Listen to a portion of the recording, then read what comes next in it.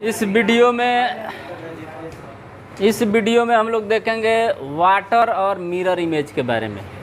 Reasoning का part है। Reasoning का और एक दो वीडियो आया है, जो नहीं देखा होगा वो पिछवा जाके देख लेगा। हाँ, वो है पिल क्या बोलते हैं उसको, हाँ डिस्क्रिप्शन बोलते हैं उसको। और मैं लिंक रहेला अभी डले नहीं खी। तो वाटर एंड मिरर इमेज ना, तो वाटर और मिरर इमेज के बारे में देखेंगे। कंपटीशन एग्ज़ाम में क्वेश्चन इससे रहते हैं कि दे देता है और बोलता है कि बताइए कि वाटर में इसका इमेज कैसा बनेगा। मैंने कोई फिगर दे देगा, बोलेगा कि इसका अगर मिरर में देखेंगे तो मिरर में इमेज कैसे बनता है और वाटर में इमेज कैसा, दोनों का अलग अलग मतलब तरीका है बनने का। तो सबसे पहले हम लोग देखेंगे अक्षर लेंगे कि किसी भी अक्षर को यदि मिरर में देखा जाए और वाटर में देखा जाए तो क्या फ़र्क पड़ता है। तो यहाँ पर जैसे मान लेते हैं कि एक मिरर बना लेते हैं, ये हो गया मिरर मतलब दर्पण, शीशा नक। हाँ, अब क्या करेंगे, यहाँ पर एक अक्षर हम रख रहे हैं जैसे पी, यहाँ पर पी रख दिए और बोलेंगे कि बताइए कि इसको अगर मिरर में देखा जाए, ऑप्शन दे देगा तो इसकी आकृति कैसे बनेगी।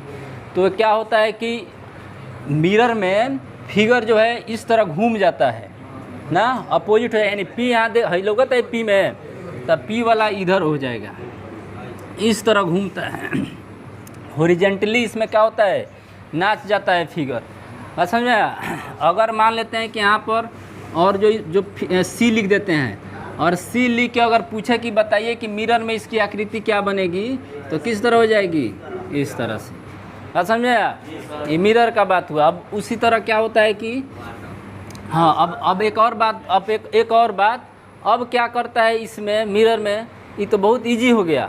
इसी में होता है कुछ घुमाने वाला क्वेश्चन। जैसे मान लेते हैं कि यहाँ पर एक गोल आकृति दे देगा, यहाँ पर पी लिख देगा, यहाँ पर आर लिख दिया, यहाँ पर टी लिख दिया और यहाँ पर मान लेते हैं कि डब्लू, चलो डब्लू ले लेते हैं, डब्लू लिख दिया। अब इसको अगर इमेज में देखेंगे मिरर में, दर्पण में, तब कैसे बनेगा। तो इसको इधर देखो, हाँ सब कोई ध्यान से देखेगा, पहले मतलब समझेगा, उसके बाद एक है इसमें रूल बताएंगे कि किस तरह इसमें देखें। तो सबसे पहले पी देखो, पी यहाँ दिखाई दे रहा है, हाँ तो पी यहाँ पर लिख देंगे। आर दिखाई दे रहा है यहाँ पर, तो आर यहाँ पर अगर लिखते हैं तो यहाँ पर आ जाएगा टी। अब आर आ जाएगा यहाँ, आर किस तरह लिखेंगे, इस तरह। और डब्लू नहीं बदलेगा। डब्लू क्यों नहीं बदलेगा कि डब्लू के इधर से देखे चाहे इस तरह उलट भी जाएगा तो वैसे ही अक्षर दिखाई देता है। अब कौन कौन सा अक्षर है जिसको दर्पण पर देखने से कोई फ़र्क नहीं पड़ता है, वो भी बताएंगे। पहले यहाँ पर देखेंगे, यहाँ पर क्या हुआ, सब कोई ध्यान से देखेगा। यहाँ जो लाइन था, यहाँ पर दो नंबर था और यहाँ पर नंबर था, एक वर्टिकली था और एक हॉरिजॉन्टली था। मतलब एक क्षैतिज रेखा में था, एक लंबवत रेखा। तो लंबवत रेखा में जब देख रहे हैं लाइन, तो पी जहाँ है वहीं पर है, डब्लू जहाँ है वहीं पर है, केवल अपना मतलब आकृति चेंज कर लिया, इधर पलट गया है। और यहाँ जब देख रहे हैं यहाँ, तो आर यहाँ पर ना होना चाहिए था, तो आर कहाँ आ गया है यहाँ, और टी कहाँ आ गया है यहाँ। तो दर्पण का रूल है कि दर्पण क्या करता है कि जो हॉरिजॉन्टली जो होता है, हॉरिजॉन्टली मतलब क्षैतिज रेखा में जो आकृति होती है उस पर अपना असर, मतलब कि उसको क्या करता है कि पास वाले को पास ही रहने देता है और दूर वाले को दूर भेज देता है। यहाँ पर देखेंगे टी दिखाई दे रहा है, तो दर्पण के पास कौन था, तो दर्पण के पास कौन रह गया, टी। और आर दर्पण से क्या था, दूर था, तो यहाँ पर क्या हो गया, आर दूर हो गया। मतलब कि जो दर्पण के पास रहेगा वही पास बनेगा और जो दर्पण से दूर होगा उसकी आकृति कहाँ बनेगी, दूर बनेगी। बात समझ में आया। अगर इस तरह से अगर है लंबवत, तो लंबवत में जो जहाँ है वही बनेगा, बस केवल उलट जाएगा इस तरह। बात समझ में आया। अब इसको अलग अलग करके देखा जाए, यहाँ पर जैसे मान लेते हैं कि यहाँ पर एक ले लेते हैं पी और यहाँ ले लेते हैं आर, और इसको जब देखेंगे तो यहाँ पर क्या बनेगा, आर किस तरह से, और यहाँ पर पी। बात समझ में आया। आर इसके पास था तो ये भी कितना है, पास है, दूर है तो ये भी क्या है, दूर है। अगर इसको इस तरह लिख दिया जाए सी और पी, तब देखेंगे अगर दर्पण में तो दूर और पास इसमें कुछ मतलब नहीं है, बस सी यहाँ पर बन जाएगा और पी यहाँ पर बन जाएगा। असल में जो जहाँ है वहीं पर बन जाता है।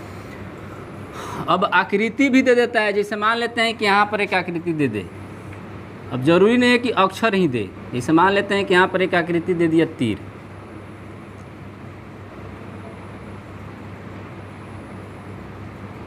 इसको छोटा लिखेंगे, इसको बड़ा। अब इसको बोलेगा कि अगर इसको दर्पण में देखा जाए तो क्या होगा।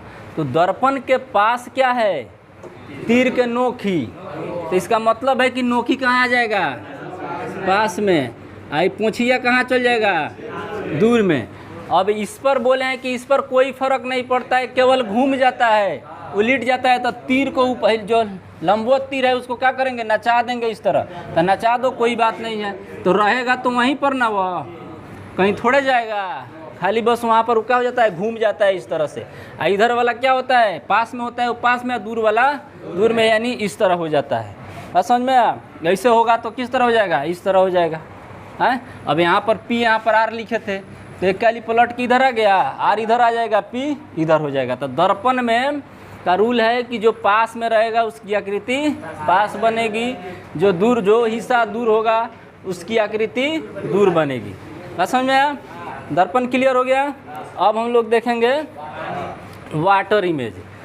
तो वाटर इमेज में क्या होता है, पानी वाला में, तो पानी में हम लोग अपना से भी कभी जाकर खड़ा होकर पानी के किनारा, नदी के किनारा, गंगा के किनारा खड़ा होके, चाहे नदिये के तीरे खड़ा होके देखिए लो, जैसे लहरिया क्या डोलेला, तो हाँ, तो वही गनी हमनी के आकृतियों डोलेला। मैंने तो वो क्या होता है कि अगर वहाँ पर खड़ा हो जाएंगे, पानी स्थिर है तब तो लहरिया ना डोली, अगर मतलब पानी स्थिर नहीं है तो हैंगा हैंगा दिखाई देता। वहाँ पर खड़ा होकर ध्यान से देखेंगे तो जब पानी में अपना इमेज देखेंगे तो सिर से नहीं, पैर से लगा हुआ दिखाई देगा, सिर नीचे दिखाई देगा। समझा, पैर जैसे यहाँ, इसको अगर पानी में देखा जाए इसको, तो यह भाग यहाँ से स्टार्ट होगा इस तरह नीचे। समझा, जैसे मान लेते हैं कि यहाँ पर एक तीर है, ठीक, आइए यहाँ पर क्या हो गया, ये वाटर यानी पानी हो गया। जब पानी में इसकी आकृति देखेंगे तो इस तरह नहीं दिखाई देगा, नोकी ऊपर हो जाएगा।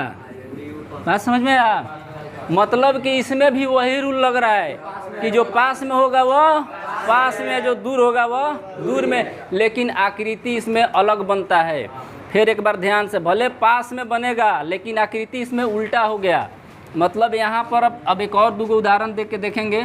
इसे मान लेते हैं कि यहाँ पर यदि पी लिखे हैं, पी लिख दिए हैं और पी का आकृति इसमें देखा जाए तो बस यहाँ से अब पलट जाता है, उल्टा इस तरह मार देगा, इस तरह छलांगे के लिए, बस क्या हो जाएगा, पी। समझा, इस तरह हो जाए, गिर जाता है।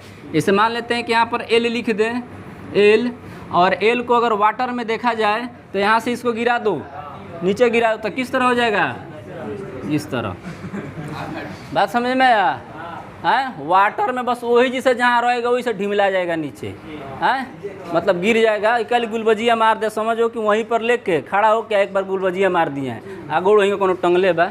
इसी तरह से आकृति समझ जाएंगे कि वाटर में, वाटर इमेज में इस तरह से बनता है। हाँ, अब हाँ अब बता रहे, हाँ जैसे डब्लू हो गया, तो यहाँ पर डब्लू हो गया। अगर डब्लू को देखेंगे किस में क्या होगा, तो क्या गुलबजिया मार देगा, तो यहाँ पर वाला हिस्सा क्या है, इस तरह बनेगा। मैं समझे। अब कुछ आकृति ऐसी होती है दर्पण में जो मतलब उसकी आकृति नहीं बदलती है। अब कौन कौन सी ऐसी आकृति है जिसका आकृति नहीं बदलता है, जैसे मान लेते हैं कि अगर वृत्त को दर्पण में देख लें तो क्या बनेगा, ये वृत्त बनेगा, कहाँ से उल्टेगा ये।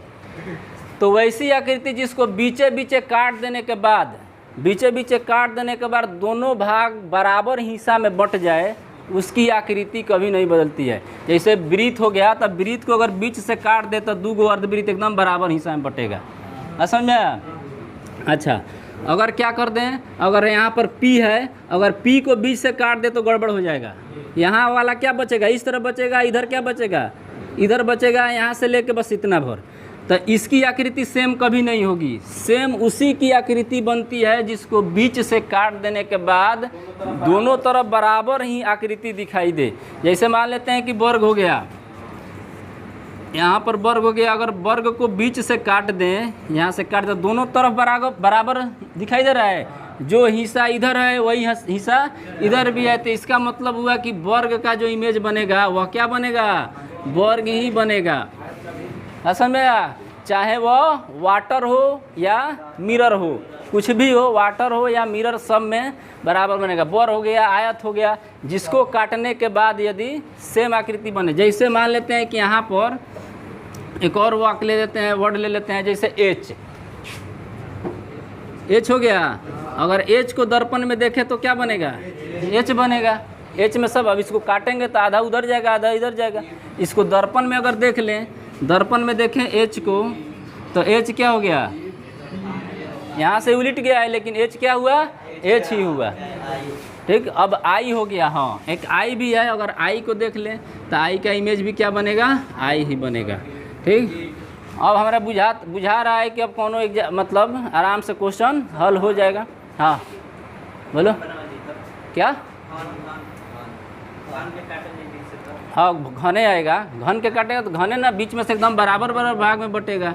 यहाँ पर घन हो गया चाहे घनाभ हो गया, कुछ भी हो गया, इसको काटेंगे तो यहाँ से काटेंगे तो बराबर जो हिस्सा इधर बचेगा वह हिस्सा इधर ही बचेगा। हाँ लेकिन एक बात, यहाँ झुकाव जो होगा वो चेंज हो जाएगा, यहाँ से इधर, इधर से इधर हो जाएगा ना। तो ऐसी आकृति मतलब होता है। अब उसमें क्या होता है कि घन घना अभी 3 डायमेंशनल वाला आकृति नहीं देता है। कैसे, कोई इमेज ना देखना है, इमेज तो इमेज में 3 डायमेंशनल थोड़े दिखाई देता है दर्पण में। दर्पण में हम लोग दर्पण में खड़ा होकर देखेगा तो पीछे वाला दिखाई देगा। दर्पण में खाली सामने वाला हिस्सा दिखाई देता है, पीछे वाला थोड़े दिखाई देगा। पीछे से दिखाई देता तो आदमी सब देख ली, आगे पीछे सब आदमी देख ले रही थी। चलो